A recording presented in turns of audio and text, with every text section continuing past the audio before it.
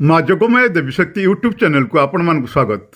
आज आम जाना आपण पति पर स्त्री प्रेम पड़ती कि दौरान कि शारीरिक मानसिक निर्यातना रक्षिता पाखरे रही दौना कि समय आपण चिड़चिड़ी होती कि करंतु हे उपाय 100% होइबे सफल।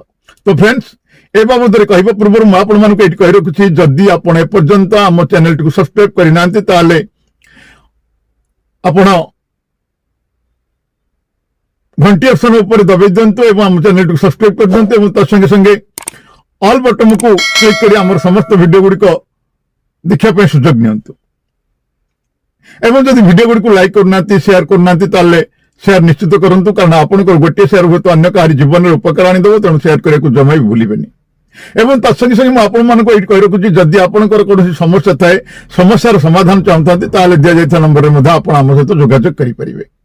जदि आपण मानसिक ठाकुराणी मोहिनी ठाकुराणी माँ जोगमाई को निज गृह निज व्यवसाय प्रतिष्ठान आपणकर फैक्ट्री जदि प्रतिष्ठा करने चाहते सहित निर्गुंडी मदान प्रतिष्ठा महालक्ष्मी जंत्र प्रतिष्ठा गृह शुद्धि ग्रह शुद्धि होम यज्ञ ये सब जदि आम मान पंडित मान द्वारा करने चाहता दि जा नंबर आम सहित जोगाजोग करूँ।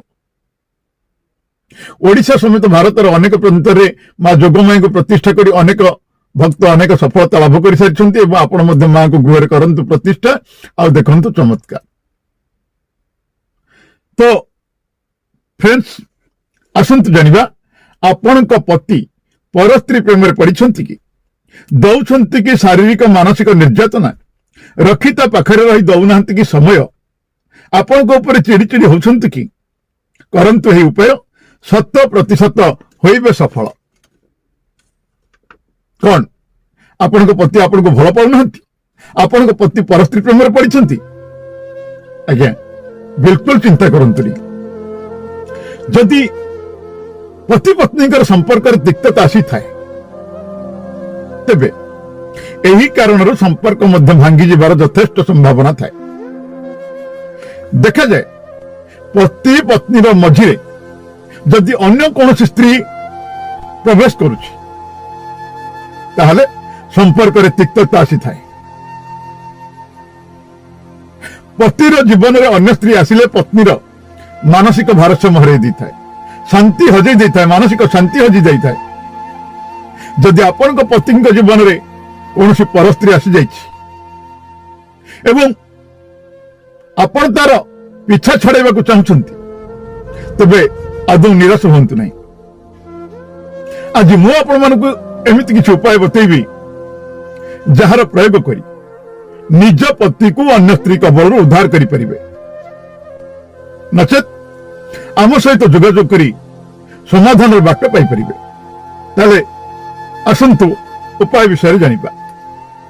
जदि आपणकर पतिंकर जीवन में कौन स्त्री पशि आसी ताठारु आपणकर पतिंकर मुक्ति चाहते ताहले कौन भी शुभ मुहूर्त मंत्र ओम नमो महादक्षिणाय मम पति में वश्य कुरु कुरु स्वाहा आउ थे मंत्र टी कही रखुची मंत्र ओम नमो महादक्षिणाय मम पति में वश्य कुरु कुरु स्वाहा यार 10 माला जप तथा दशांश हवन तर्पण मार्जन करने द्वारा यह मंत्र सिद्ध होता है। तापर कौन सी मिठाई को यही मंत्र रे 7 थर अभिमंत्रित करी कौन सी मिठाई को यही मंत्र 7 बार अभिमंत्रित करी निज पति को खुआइबा को दिंतु। यह को आप लगातार 21 दिन पर्यंत करंतु आज्ञा हाँ या द्वारा आपण पति आपण बसर हो तथा तांको जीवन भितर केबे भी अन्य स्त्री आड़ को नजर उठाई मध्य से चाहिए नहीं।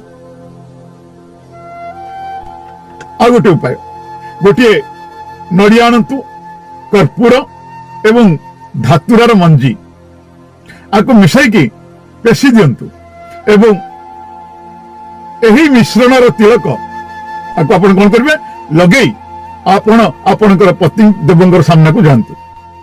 एमिति करने द्वारा आपण पति सम्मोहित होइजिबे एवं पर स्त्री ठारू निजर समस्त संपर्क से निश्चित भाव भांगी देबे। पति को ସୌତୁଣୀ ଠାରୁ ମୁକ୍ତି କରିବା ପାଇଁ ପାନପତ୍ରକୁ କର୍ପୂର ଏବଂ ଚନ୍ଦନ ସାଥିରେ ମିଶାଇ ପେଶି ନିଅନ୍ତୁ। ଏବେ ମିଶ୍ରଣର ତିଳକ ଲଗାଇ ଆପଣଙ୍କର ପତିଙ୍କର ଫଟୋଚିତ୍ର ପାଖକୁ ଯାଆନ୍ତୁ। ତାଙ୍କର ଫଟୋଚିତ୍ର ପାଖକୁ ଯାଆନ୍ତୁ। ଲଗାତାର 43 ଦିନ ପର୍ଯ୍ୟନ୍ତ ଏହି ଉପାୟକୁ କରିବା ଦ୍ୱାରା ଆପଣଙ୍କ ପତି ଆପଣଙ୍କ ପାଖକୁ ଫେରି ଆସିବେ। ପତିକୁ ପର ସ୍ତ୍ରୀ ପାଖରୁ ମୋହ ଛଡାଇବା ପାଇଁ ମହୁ, ଆପଣ ଜାଣିଛନ୍ତି ମହୁର ଏକ ଶିଶିରେ ନିଜର ଫଟୋ ଏବଂ ପତିଙ୍କର ଏକ ଫଟୋ, ଛୋଟ ଛୋଟ ଫଟୋ ତାକୁ ପକେଇ ଦିଅନ୍ତୁ। ସେଥିରେ ସେଇ ଶିଶି ଭିତରେ ପକେଇ ଦିଅନ୍ତୁ ଏବଂ ତାକୁ ନିଜର ତକିଆର ତଳେ ରଖି ଦିଅନ୍ତୁ। ଏମିତି କରିବା ଦ୍ୱାରା ଆପଣଙ୍କ ପତି ଆପଣଙ୍କର ପାଖକୁ ଫେରି ଆସିବ। ଭଗବାନ ଶ୍ରୀକୃଷ୍ଣଙ୍କୁ ସ୍ମରଣ କରି ଶୁକ୍ରବାର ଆପଣ ଏହି ଉପାୟ କରନ୍ତୁ। ଏହା ଏକ ସରଳ ଉପାୟ। ଏଥିପାଇଁ 3ଟି ଅଳାଇଚର ଆବଶ୍ୟକତା ଅଛି। 3ଟି ଅଳାଇଚ ଆପଣ ଆଣିବେ, ନିଜ ଶରୀରରେ ସ୍ପର୍ଶ କରାଇ ନିଜେ ପିନ୍ଧିଥିବା ବସ୍ତ୍ରର କାନିରେ ତାକୁ ବାନ୍ଧି ଦିଅନ୍ତୁ। ଯଦି ଆପଣ ବସ୍ତ୍ର ପିନ୍ଧୁନଥାନ୍ତି, ଶାଢୀ ପିନ୍ଧୁନଥାନ୍ତି, ତାହେଲେ ଯଦି ଆପଣ ସାଲୁଆର ସୁଟ୍ ପିନ୍ଧୁଛନ୍ତି, ତାହେଲେ ଆପଣ ନିଜ ଦୁପଟାର ଏକ କୋଣରେ ତାକୁ ବାନ୍ଧି ନିଅନ୍ତୁ। ତା ପରଦିନ ଶନିବାର ସକାଳୁ ସେହି ଅଳାଇଚକୁ ପେଶି କୌଣସି ବ୍ୟଞ୍ଜନ ସାଥିରେ ପତିକୁ ଖୁଆଇ ଦିଅନ୍ତୁ। ଏମିତି କରିବା ଦ୍ୱାରା କଣ ହେଇଥାଏ? ଏମିତି ମାତ୍ର 3 ଶୁକ୍ରବାର କରିବା ଦ୍ୱାରା ପତି ପତ୍ନୀଙ୍କର ତାଙ୍କ ପତ୍ନୀଙ୍କ ଦ୍ୱାରା ସେ ବଶୀକରଣ ହେଇଯାଇଥାନ୍ତି। ପତି ତାଙ୍କର ପତ୍ନୀଙ୍କ ଦ୍ୱାରା ବଶୀକରଣ ହେଇଯାଇଥାନ୍ତି ଏବଂ ସୌତୁଣୀ ଠାରୁ ଅତି ଶୀଘ୍ର ସେ ମୁକ୍ତି ହେଇଯାଇଥାନ୍ତି। ଯଦି ଆପଣ ଏସବୁ ଠିକ ରୂପରେ କରିପାରୁନାହାନ୍ତି, ତାହେଲେ ଆମ ସହିତ ଯୋଗାଯୋଗ କରି ମା ମୋହିନୀ ଠାକୁରାଣୀ ଯୋଗମାଙ୍କର ଆଶୀର୍ବାଦ ପ୍ରାପ୍ତ କରି ଏକ ବିଶେଷ ସିଦ୍ଧିରେ ସିଦ୍ଧ ହୋଇଥିବା ସର୍ବବିଜୟ ସିଦ୍ଧ ଉପଚାରର ପ୍ରୟୋଗ କରି ଆପଣ ମଧ୍ୟ ଉପକୃତ ହେଇପାରିବେ। ତ ଫ୍ରେଣ୍ଡସ୍, ଆଜି ତ ଜାଣିଲେ ଆପଣଙ୍କର ପତି ପର ସ୍ତ୍ରୀ ପ୍ରେମରେ ପଡ଼ିଛନ୍ତି କି, ଦଉଛନ୍ତି କି ଶାରୀରିକ ମାନସିକ ନିର୍ଯାତନା, ରକ୍ଷିତ ପକ୍ଷରେ ରହି ଦଉନାହାନ୍ତି କି ସମୟ, ଆପଣଙ୍କ ଉପରେ ଚିଡ଼ଚିଡ଼ି ହେଉଛନ୍ତି କି, ତାହେଲେ ଜମା ଚିନ୍ତା କରନ୍ତୁନି, କରନ୍ତୁ ଏହି ଉପାୟ। ଯଦି ଆପଣଙ୍କୁ ଭିଡ଼ିଓଟି ଭଲ ଲାଗିଥାଏ ତାହେଲେ ଲାଇକ୍ କରିବେ, କମେଣ୍ଟ କରିବେ, ସେୟାର କରିବେ ଏବଂ ଚ୍ୟାନେଲଟିକୁ ସବସ୍କ୍ରାଇବ କରିବେ। ତେବେ ଆଉ ଗୋଟିଏ ଭିଡ଼ିଓ ପର୍ଯ୍ୟନ୍ତ ମୁଁ ରହୁଛି ଆପଣମାନଙ୍କର ଚିରପରିଚିତ ଅବନୀ ପ୍ରଧାନ। ନମସ୍କାର, ଜୟ ମା ଯୋଗମାୟା। ମା ଆପଣଙ୍କର ମଙ୍ଗଳ କରନ୍ତୁ।